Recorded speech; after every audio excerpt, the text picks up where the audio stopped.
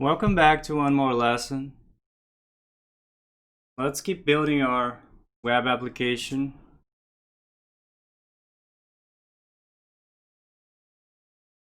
Let's do a little bit more of styling.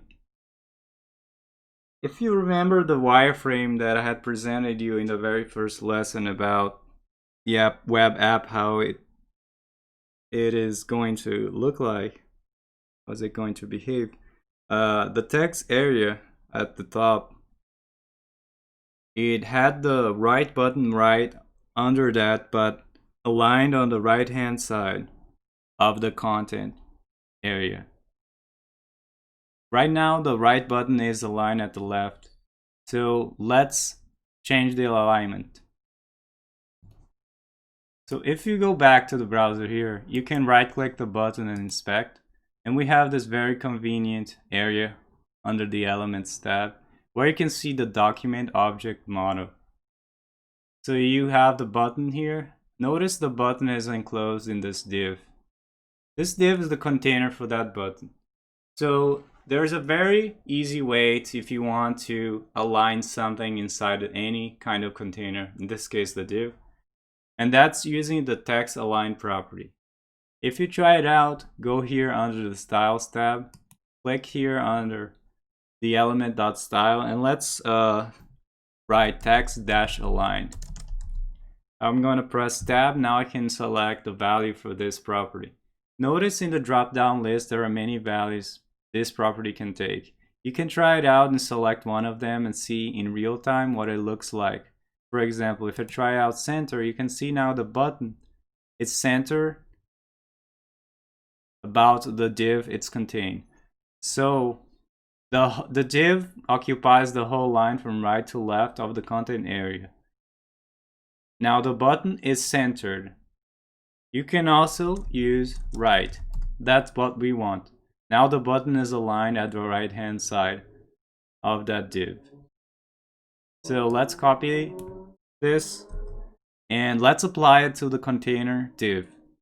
Now the container div does not have any class applied to it, so we are going to have to create a new class and apply that class to the container div. So back to the styles.css file, I am going to create a new class. If you want to target a class, you start with a dot and then you type the class name. Let's call this the entry submit-button-container. And I'm gonna paste the style we had defined.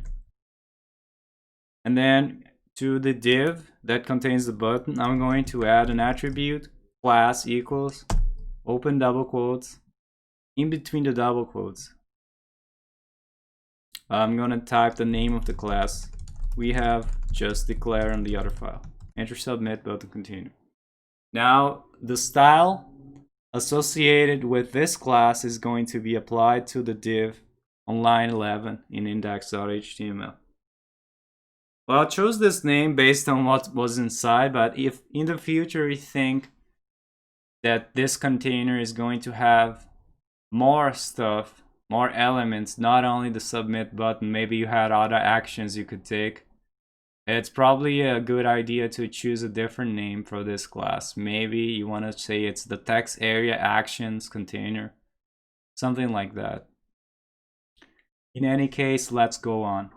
So that's great. The button, I can refresh the browser and it now appears a class here and I can click it. Oh, something happened.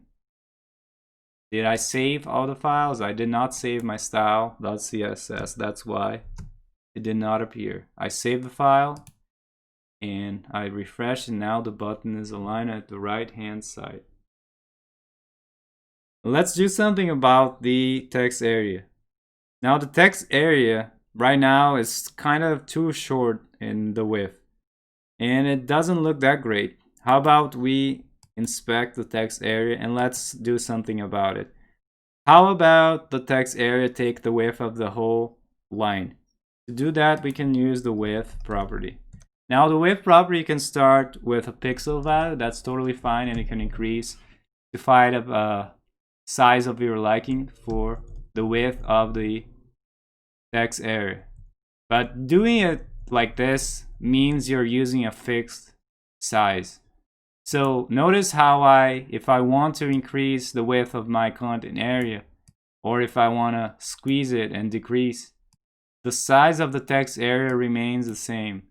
And sometimes that's not what we want. Sometimes we want the element to adjust its size based on the current width of the screen. So what if we told the text area, hey, please take up the whole width of the content area, no matter what width it is. Now, to do that, you can use percentage values. For example, I can use 100%, and it's just saying, please have this element occupy 100% of the width of its containing container. In this case, it's under the body, so it's going to occupy 100% of the width from left to right under that body, that container. Okay, so that is great. Now notice how if I increase the width of my screen, the width of the text area adjusts accordingly, and if I decrease the width, it does the same. So that's nice. One thing to consider though is if you increase the width too much, your website might not look that great. So that's a topic for another lesson that we could tackle, but for the time being, we're not going to be concerned with optimizations for larger screen sizes, but I'll give you an idea of what you could do. In those cases, since the size is too wide, we usually add space at the right and the left of this whole content area. So we squeeze them towards the center and make it smaller and better for users to see. So we could achieve that, say, using a media query, depending on the width the content area is taking at the current moment. In any case, let's keep going.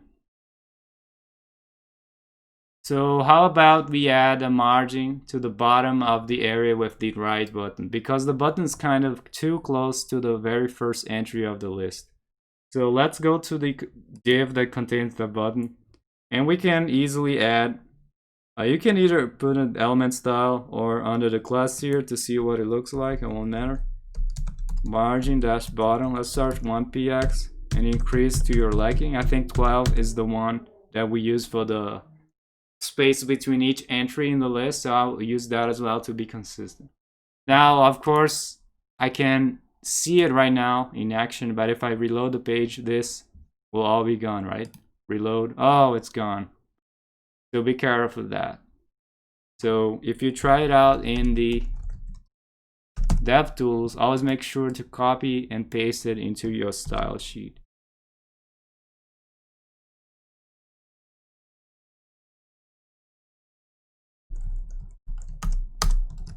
And there it is. Styles.css now has the margin border for the enter submit button container.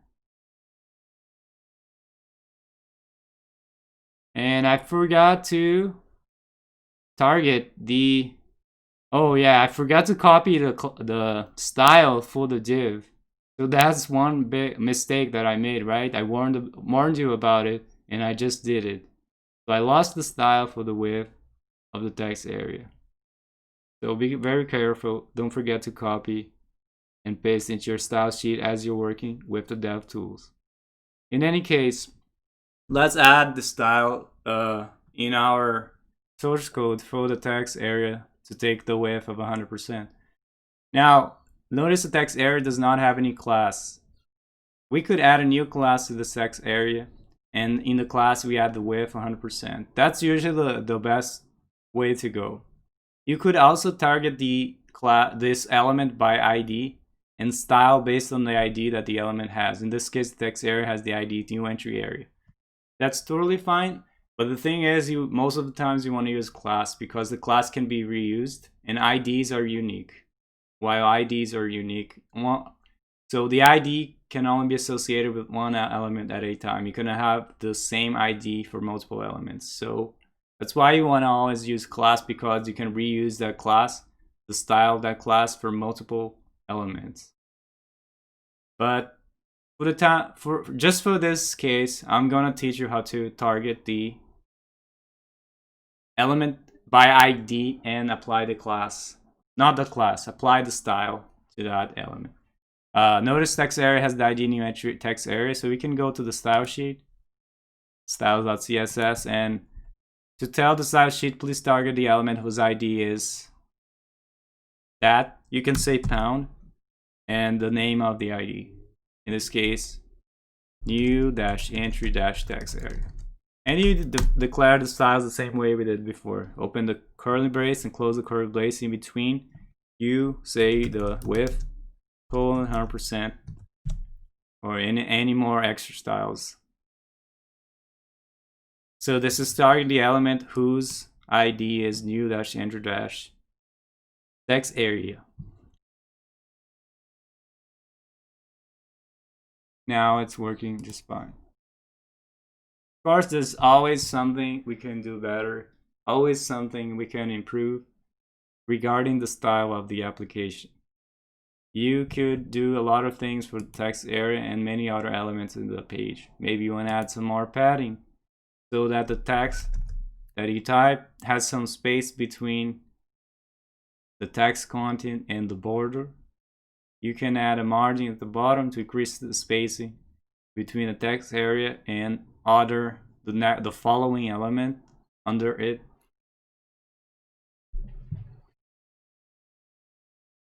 But I'll leave that to you. For now, let's take a break from doing those styles and let's move on.